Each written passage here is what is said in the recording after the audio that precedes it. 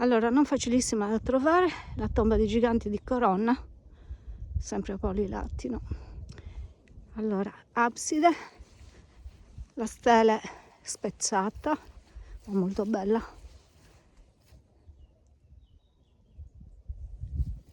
Adesso vediamo un po' com'è.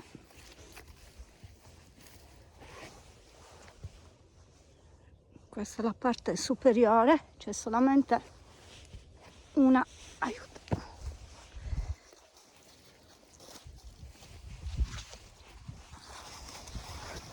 C'è solamente questa. Questa è la parte posteriore. Là si vede un pezzo crollato. Qua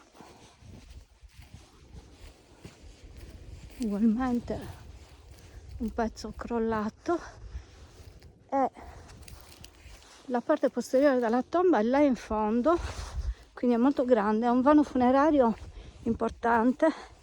Allora andiamo a vedere la parte posteriore, qua ci sono tutti i pezzi, eccola qua.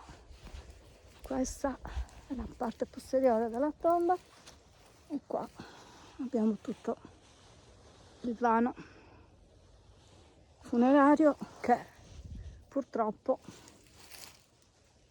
è pieno di erbe, erbacce, rovi, è solito insomma.